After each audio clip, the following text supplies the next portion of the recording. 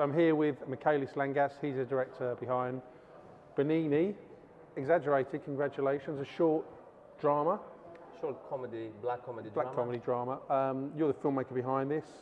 And can you tell us what the story is about? Yes, of course. So the film is about two parallel stories that each scene shows something different. Yeah. And it's a typical story where things do not seem connected, but there's kind of a twist in the end. So the film is mainly dark and dramatic, and there are a couple of punchlines in the end that give the black comedy element. And you wrote, directed, edited with pretty much the full 9 yards. Yeah, pretty much a lot, yeah. And part of the production, you know how it goes. You've got to wear hats, haven't you? You've got to save money. So tell me a little bit about I've looked on your Film Freeway profile, but if you can tell me a little bit about where I know you're from Greece, obviously. Yes.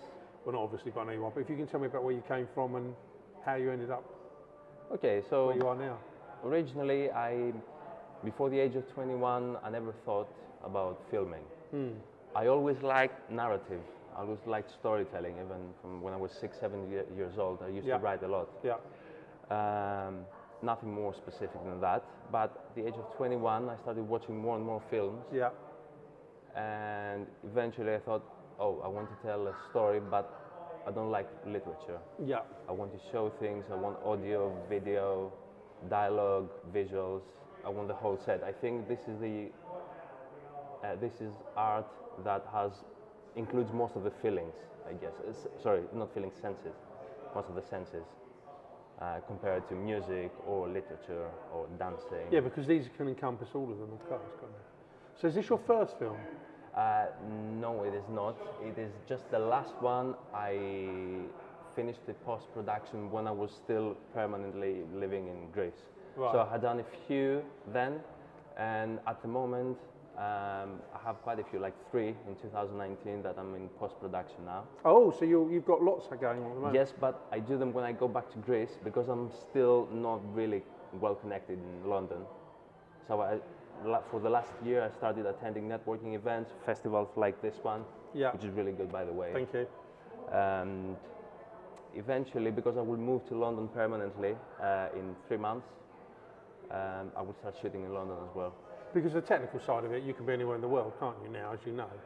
But even so, I guess a lot of your material is over there. Perhaps your equipment's over there, I don't know. But apparently Steven Spielberg famously edits he's got his own yacht or something. He's got his own editing suite. Not that you necessarily have a yacht, but the point I'm trying to make is you can kind of almost do it anywhere now, can't you? You use any means you have. Like in the summer, I almost ruined my friend's holidays because I just showed up to the Greek islands with a camera and a video and audio recorder and everything, and they said, guys, we have 20 minutes.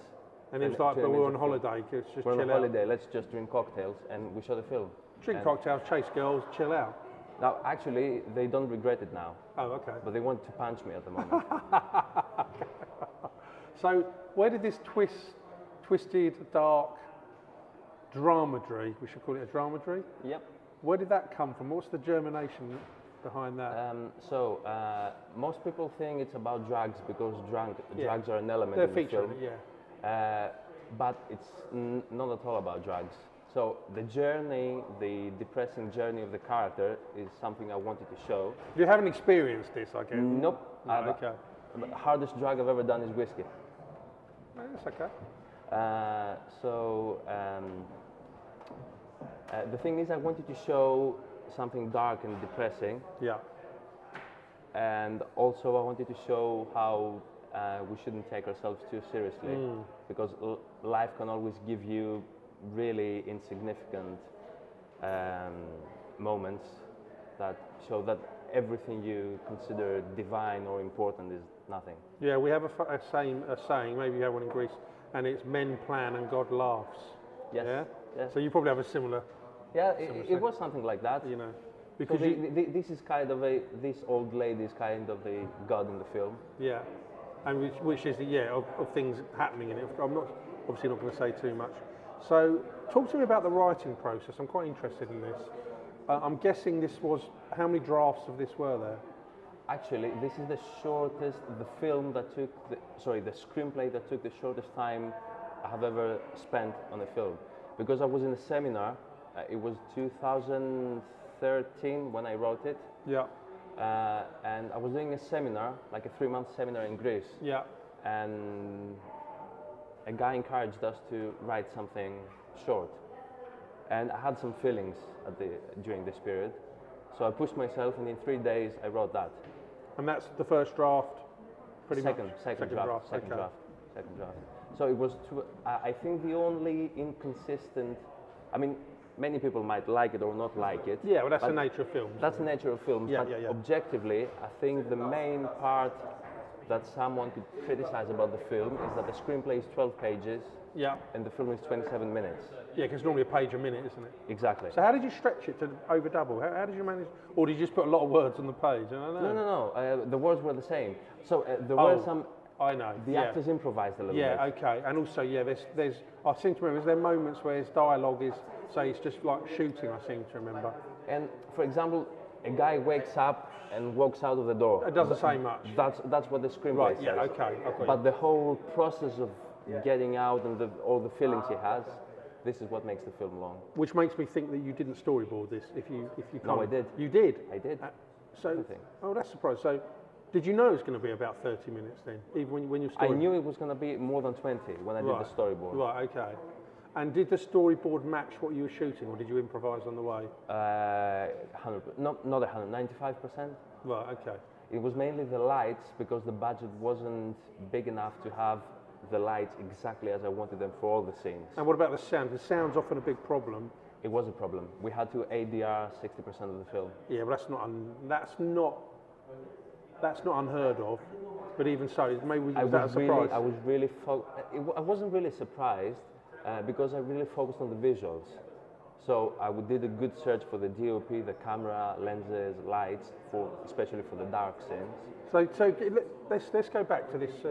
You're talking about the cinematographer here, Nicholas. Yes. Did you know him, or did you have to recruit him? I knew. I was in school with one of his friends. They were studying together something irrelevant, geography, something irrelevant. Yeah. But he's also doing 15 years of DOP, and he's a cinematographer usually for documentaries. But even so, he would fit. But once he saw my shot list, he said, "You're really specific, so we can work together." Excellent. And it turned out really. I mean, it looks really good. It's dark, but it's a great dark. It's meant to be dark, but it's a great. So, your experience of making your first film, as opposed to your theory of making the first film, how does reality crash with fantasy? Because you have an idea of how it's going to be, but what was the reality really like? Probably harder than you thought, I guess. When we first did some lessons about screenwriting, we were doing the 8 sequences of screenwriting where the plot points should happen ups and downs of the character. Actually, I never followed that. Not because I'm special or anything, but I just want to tell a story. So anything that is creative, like the shot list and the screenplay, this is just random, whatever I feel. Anything else, technical, editing, communication with the crew, production, this is religiously textbook. We have to follow rules. And tell me, I don't know if you can explain this, it's a difficult thing to put, you may find to put into words. Can you explain the joy of having made a film and other people watching it,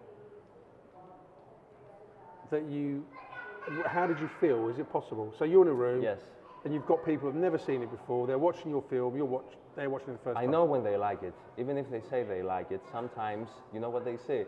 They just see that neo-noir style during the dark scenes, and they're impressed because people like high contrast and dark stuff. Yeah, I mean, we all do. Every film in the last 15 years, now with digital, we're in the digital period, everything is neo-noir nowadays, even sitcoms. Because it's easy to do, it's easier to do. It's easy to impress. I mean, if you go back to something like Alien, what's that, 1979, shot on 35mm, brilliant looking film, even now stands up incredible. That was special then. That was special, and that beautiful inky blacks, the lovely contrast, it was made to look that way.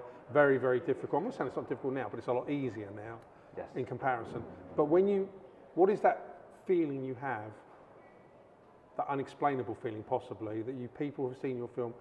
What kind of, is there a joy that you feel?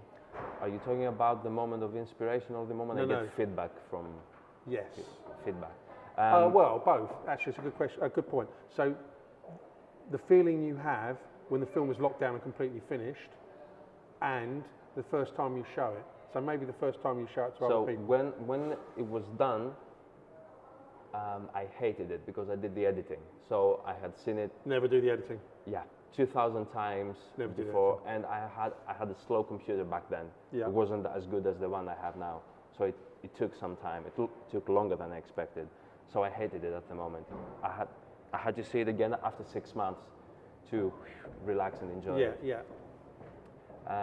But when I get feedback from people, most people tend to make comments about the dark, pessimistic side, but I really appreciate it when more people just get over that, because this is the main part of the story, and focus on the black comedy twist. I guess what I think I'm more interested in is you must have a kind of joy or happiness when people have seen your film, because they've seen something that you've made. That's what I guess I'm getting at.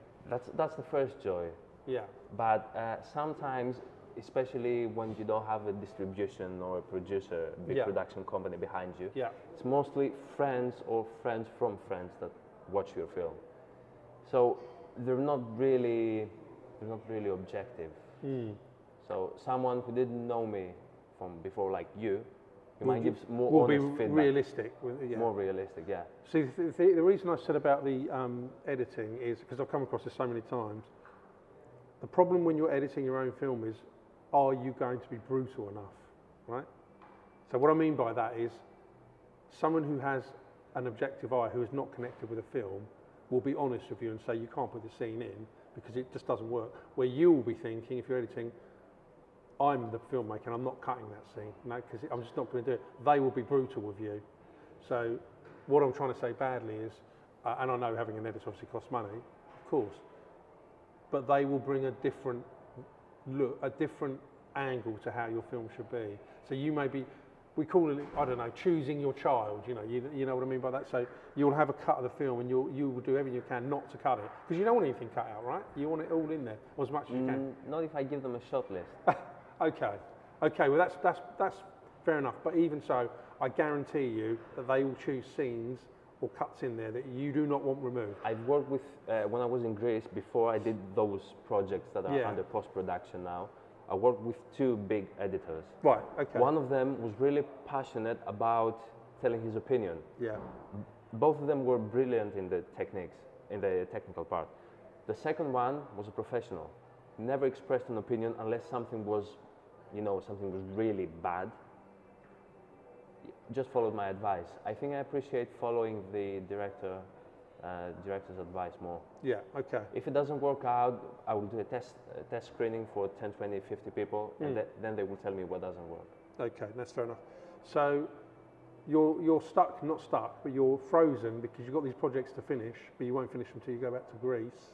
No. I'm doing the editing and the music and sound design. Oh, I'm sorry. I thought you weren't going to finish until you went back. Just shootings. Oh, the shooting. Right. Okay. So So when do you envisage them being ready? I think I will have trailers and showreel and everything before summer for all of them.